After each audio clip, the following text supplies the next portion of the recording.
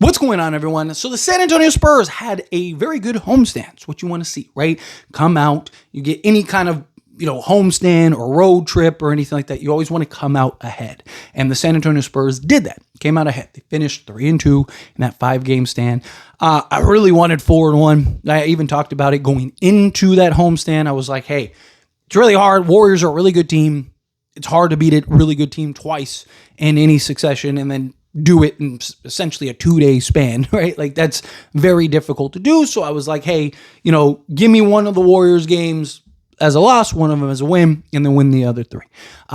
Unfortunately, especially that second game really hurt because that was a game that they had. They were up, I think, 10 with like 3 minutes left. And that was a game that was like, that looked like inexperience trumped experience. And that was something that was just, again, it was disappointing, right? But it happens. Young team, right? They're trying to figure stuff out. Now they're dealing with a bunch of injuries. And again, after the Warriors game, there was a lot of concerns because you don't have Dylan Harper. Stephon Castle is banged up. Victor Wembanyama, what's going to happen with him? And then you find out Wemby's out.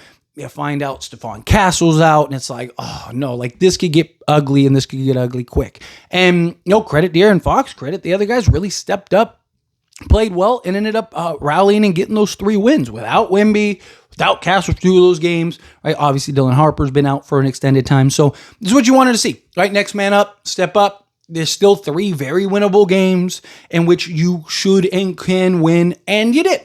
You handled your business, and you got the homestand in a positive, right? Does kind of hurt the Warriors game, but like I said, you can't make up the loss, right? What you can do is you can make up the wins and go and make sure you're winning the rest of the way. Make sure you're handling your business best of your ability. But now things are going to start getting really tough. Okay, and it would have been tough with Wemby, Castle, and Dylan Harper. You got 10 out of your next 16 games are on the road. Right? On top of that, you're playing, Denver and Minnesota and Phoenix, who just, was the first team to hand it to you this season, and then even Portland, who has some very notable wins, and has been a good team, right? They've kind of been, they're starting to kind of average out a little bit, but still, right? Those are 4 games on the road that you could absolutely lose, and all of a sudden you look up and you're lost 4 straight. Again, you're going on this road stand. 10 out of the 16 games are on the road. That means 6 of those games are at home. You got to handle business at home, right? Spurs have been a very good home team. The road games, right, started off a little shaky, right? Well, your first Dallas was that game where you were like, okay, this is going to kind of dictate things. Turns out Dallas is awful, right? Again, I didn't think that they'd be great, but I didn't think they'd be this bad. I mean, they're just imploding at this point. But at the time, it was a very notable win. And then, you won, 2 home games, but or 2 road games, but then you look back and it's kind of hey, those were teams that you should have won, right? And then, teams like Pelicans, stuff like that. And then you had the Chicago game. And it was after 2 straight road losses to the Suns and the Lakers, and it's okay, you finally played some good teams on the road. You took that L. You got to be able to win. And Chicago was a team that was desperate. That I thought was a very notable road win because that was a game like the Lakers game. I keep talking about it, bringing it up because I do. I think that game and the second Warriors game in particular, those are 2 games that really felt like experience trumped inexperience. And kind of, you just saw that inexperience really kind of rear its head. But, that Chicago game, that was, again, a game that you should have lost. And in previous years, they probably would have lost that game, but they rallied. They ended up pulling out that win. That was a huge road win, which was okay, you can establish you can win on the road. You got to keep that, right? I'm not expecting them to go 4-0 on the road here or, out of the 10 road games go, especially without Wemby and all that stuff. But can you at least tread water?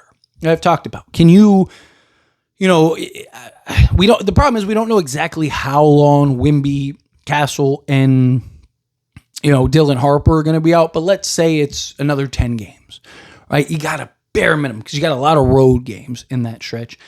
Bare minimum, you got to come out of this 5-5, right? You got to at least tread water, stay afloat because again, you go and you start losing. This is why those 3 home games, those last 3 home games were so vital, so important because you didn't fall too far behind the 8 ball. Now you got the stretch because we're in the Western Conference, right? If this was the East, it'd probably be a very different conversation, right? But in the Western Conference, it's like you lose 4 out of 5 games. Again, that could be the difference between making the play-in or missing the play-in entirely, or making the playoffs and being a play-in team, right? Like that the big differences. Again, the 3 through 6 seed was decided by like tiebreakers, right? Like 3 through 8 was decided by like 1-2 games.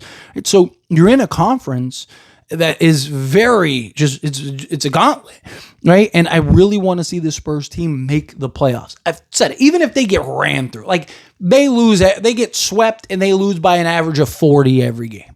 Obviously, I don't want to see that happen, but again, I just want them to get the experience. I just want them to get the atmosphere and the environment, right? Obviously, Wemby, look, he's played in the gold medal game against the U.S. Avengers and stuff like that. I'm not worried about him showing up, but again, playoff basketball is a very different atmosphere, it's a very different environment, right? Games are very different. It's almost a different sport in a lot of ways. So I really want this young team to get that experience, to get that feel for it, have that success, and then, kind of continue to build upon it, right? Like, obviously, this is going to be steps, right? But if you can make the playoffs, you get the right matchup, you could be in the second, maybe you get another right matchup, conference finals, something like that. But even if you lose in the first round, it's like you gain that experience. So the next year, maybe you can go from first round to conference finals. And then the following year, it's like now you're hoisting a Larry O'Brien, right? Like, that's the idea. Like, take these steps, right? You luckily have Wemby, who's playing like a top 5 player in all of basketball, and those guys are going to eventually get healthy and stuff like that. This is a good opportunity for guys to step up.